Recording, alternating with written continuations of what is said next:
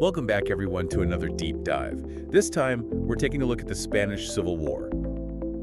From what I've read so far, it's one of those events that's just got, well, layers upon layers of complexity. Yeah, definitely. I mean, it's one of those conflicts that even almost a century later still has the power to kind of grab you, Yeah. all those ideological clashes, the power struggles. It's like a mirror reflecting some of the things we still grapple with today. Absolutely.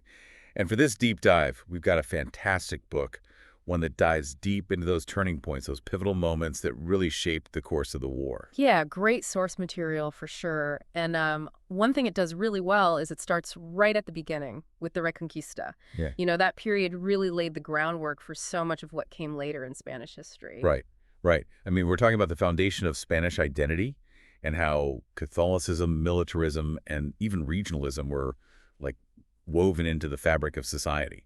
Exactly. And it's interesting because, as Spain entered the 20th century, it was like those very same elements, those cornerstones, started to become fault lines. You had the rise of new ideologies like anarchism challenging those old ways of thinking.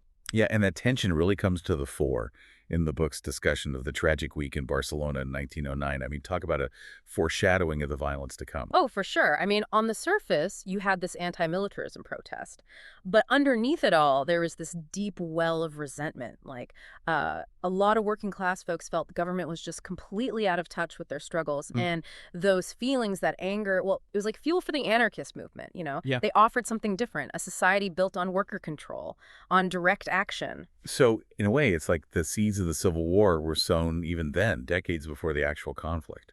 Right. And then, boom, you have the birth of the Second Republic in 1931.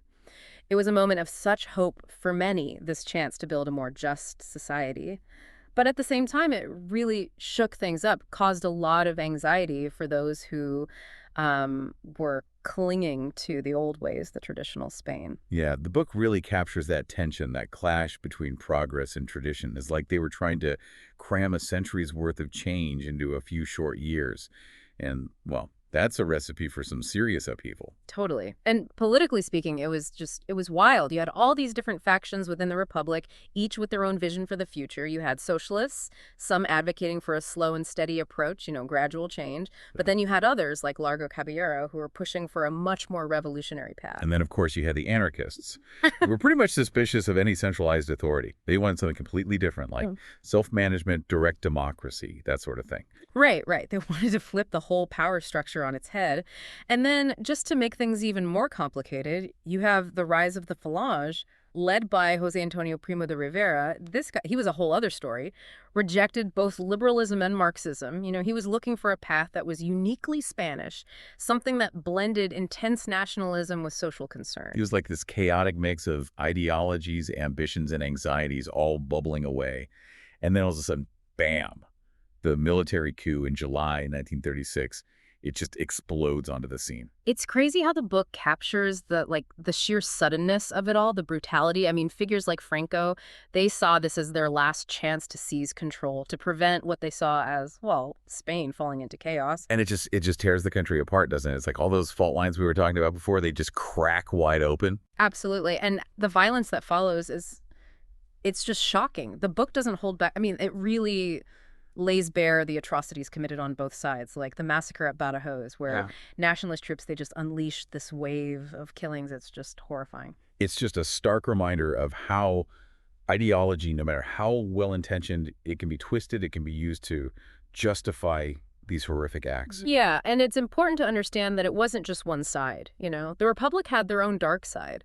The book talks about the Checas, these revolutionary tribunals, operating kind of outside the government's control. They were fueled by fear, by paranoia, and they targeted anyone they saw as an enemy. So it was like this spiral of fear and retribution, both sides gripped by this terrifying momentum. Exactly, and this is where the book really challenges that whole fratricidal war narrative, the idea that both sides were equally to blame. I mean, yeah, the violence was horrific on both sides, but it's important to understand the context, the power dynamics at play. Right, to see beyond the simple labels and really grapple with the motivations, the justifications, and the consequences. Exactly. And to complicate things even further, The war quickly starts to attract attention from outside powers. Yeah, it becomes this international stage for this bigger ideological struggle between fascism and democracy. Yeah. You had Hitler and Mussolini. They saw an opportunity to flex their muscles, to support Franco, and, well, to basically test out new weapons and tactics. Right.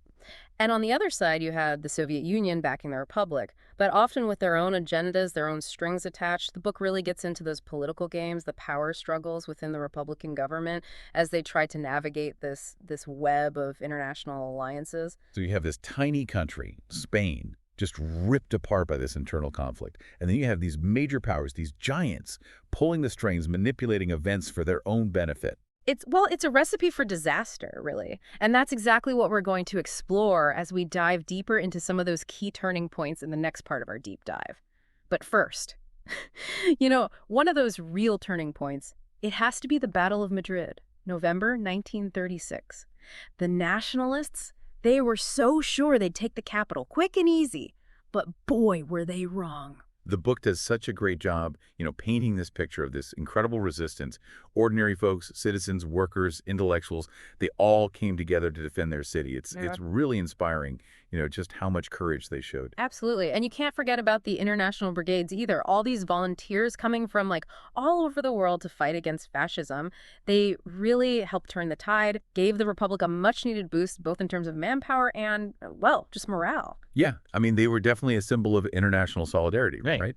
But, the book also points out how their presence kind of played into Franco's propaganda. He used it to paint the Republic as this puppet of foreign powers, a communist threat. Oh, yeah, definitely. It's like this perfect example of how, even with the best intentions, things can get so messy, so complicated in war. And, even though the Republic held on Madrid, it was still a really tough fight. They were always struggling to keep up with the Nationalists when it came to, like, weapons, organization, that kind of thing. And it's around this time that those internal divisions within the Republic, they really start to cause problems. Yeah, for sure. You had the anarchists who were all about decentralization, spontaneous revolution, that kind of thing. And then you had the communists who wanted a more disciplined, centralized approach. They were constantly butting heads. It's fascinating, isn't it? I mean, here you have this common enemy, Franco, right? But they were almost tearing themselves apart from the inside. It's a classic case of, like, too many cooks in the kitchen. And unfortunately, it all came to a head during the May Days in Barcelona in 1937. They actually started fighting each other in the streets. Talk Yeah. about a disaster for the Republic. They were already up against it, and then this happens. It's like shooting yourself in the foot. It's just tragic, how these ideological differences, they can undermine even the most noble of causes. Absolutely. And as the Nationalists started gaining ground, the world got a real taste of just how brutal this war was going to be. I'm talking, of course, about the bombing of Guernica. Ah, man, Guernica. It's one of those events that it just stays with you. And Picasso's painting, it just captures the horror of it all, the sheer brutality, the senselessness of it. Yeah, it was a wake-up call for the world. It showed everyone what modern warfare could be like, the terror that could be unleashed from the skies. And it really shifted public opinion, didn't it? People started to see the Spanish Civil War in a whole new light. Suddenly, it wasn't just some far-off conflict. It was a stark warning about the dangers of fascism. For sure. But sadly, all that outrage, all that condemnation, it didn't really translate into any real action. The non-intervention policy, it stayed in place. And the Nationalists, well, they just kept on rolling, with plenty of help from their German and Italian buddies. So it's like from 1937 onwards, the Republic, they're fighting this losing battle. They have these moments of incredible bravery, incredible resilience, but they're just being ground down by a more powerful enemy. Yeah, and the book captures that sense of, like, dwindling hope. You read about these battles, these events, like the fighting at Jarama and Guadalajara. The Republic fought hard, but they were just outmatched. And then there's the fall of Tyrol, this back and forth struggle, this symbol of just how brutal this war was. Every loss, it just chipped away at their strength, both physically and, I think, psychologically, too. It's almost like they were carrying this weight of the world on their shoulders. And as the military situation got worse, so did the politics. Juan de Grin, the prime minister, he was facing so much pressure, trying to hold the government together with dwindling resources and, well, just this constant stream of bad news. Exactly. The book talks about those debates, between the ones who wanted to keep fighting no matter what, and the ones who thought negotiation, even with Franco, was the only way to stop the bloodshed. A real dilemma, right? Hope versus reality. And in this case, reality was looking pretty bleak, especially after the Nationalists broke through in Aragon in 1938.